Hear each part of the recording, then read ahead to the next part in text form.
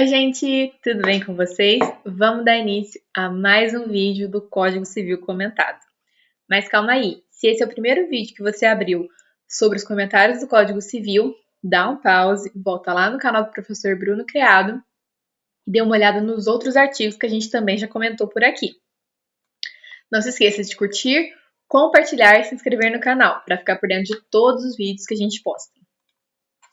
Meu nome é Beatriz Nogueira, eu sou formada em Direito pela Unisal, sou pós-graduanda em Direito Civil pela Mackenzie, fui aprovada no exame 32 da OAB, sou membro do projeto Professor do Futuro, que é quem está organizando essa sequência de vídeos. Aqui embaixo vocês podem ver meu e-mail, fiquem à vontade para me mandar qualquer dúvida sobre o que a gente vai conversar aqui hoje, ou então sobre outros pontos de direito civil. Sem mais delongas, vamos começar a nossa análise do artigo 31. Lembrando que a gente está vindo de uma sequência de vídeos relacionadas à morte com decretação de ausência e à situação dos bens durante esse procedimento, durante esse processo. O artigo 31 está localizado na parte geral, no livro 1, que é o livro das pessoas, no título 1, que é o título das pessoas naturais. Então, aqui o que a gente fala não se enquadra nas pessoas jurídicas. No capítulo 3, que é o capítulo da ausência, da seção 2, que trata da sucessão provisória.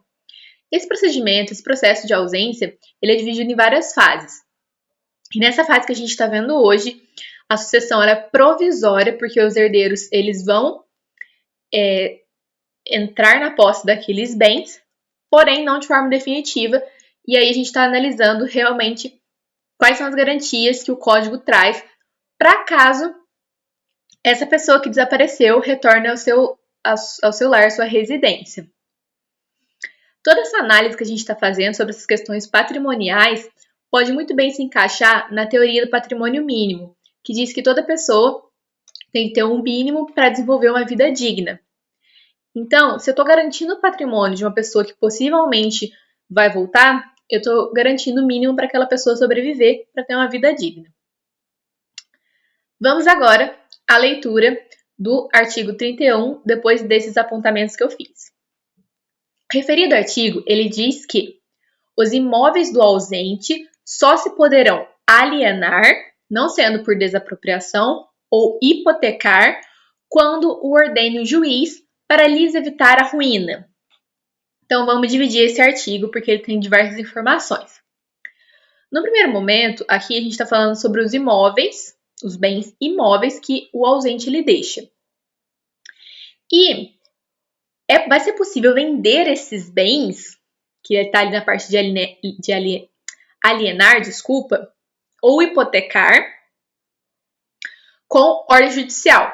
Então, os herdeiros que estão ali na posse provisória desse bem, eles não podem vender por vontade própria. Eles devem fazer um requerimento, um pedido dentro do processo para o juiz, e se o juiz autorizar, vai acontecer a alienação ou vai ser hipotecado. E o artigo ele ainda traz que só vai acontecer a alienação ou a hipoteca caso seja para evitar a ruína daquele bem. Uma casa fechada, como todo mundo sabe, ela vai descascando pintura, pode criar mofo, pode juntar muita poeira, pode ter alguns danos àquele bem. E só para evitar esse tipo de dano é que o juiz vai poder autorizar a alienação e a hipoteca. Esse artigo 31, como eu já tinha falado, ele está ali no código para proteger aquele bem e para proteger o patrimônio caso aquele desaparecido, aquela pessoa que deixou o seu domicílio sem ninguém avisar, volte. E o artigo 31 ele traz ainda uma ressalva, que só se poderão alienar não sendo por desapropriação. Então, se for caso de desapropriação, não vai ocorrer o que está aí disposto no artigo 31.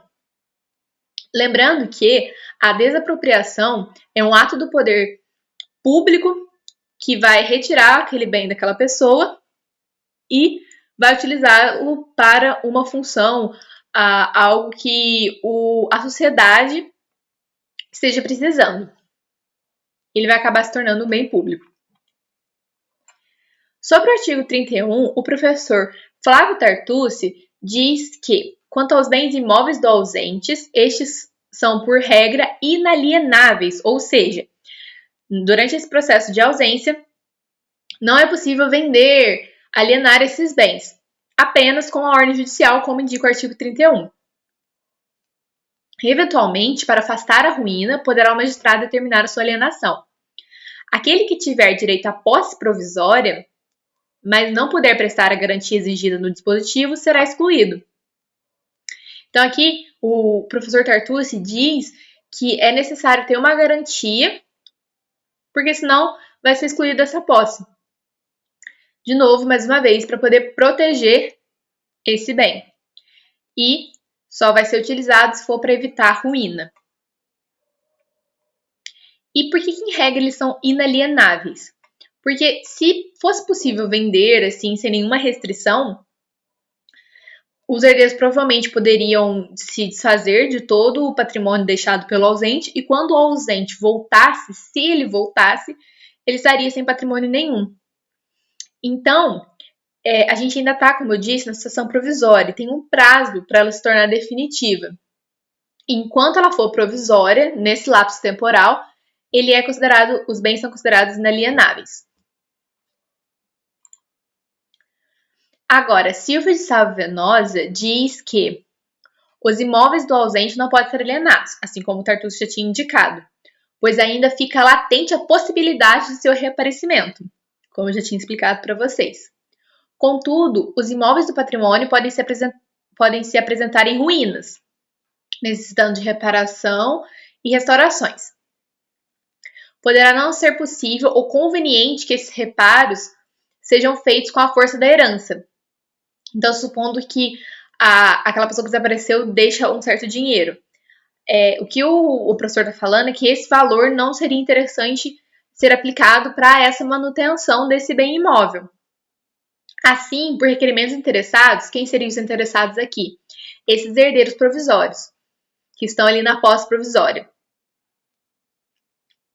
Da mesma forma, se procederá à hipoteca de imóvel se assim for justificável no caso concreto.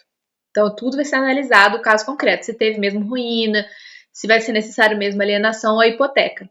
O exame da necessidade, oportunidade e conveniência de gravar o imóvel ou aliená-lo dependerá das circunstâncias do caso concreto.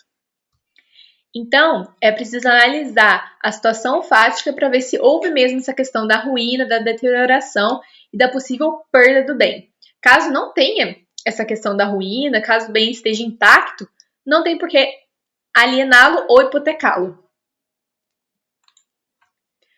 Bom, gente, esse foi o nosso vídeo de hoje. Eu espero que vocês tenham entendido um pouquinho melhor o que trata o artigo 31 do Código Civil. Muito obrigada por ter assistido até aqui. Não se esqueça de curtir, compartilhar e se inscrever aqui no canal. Até mais!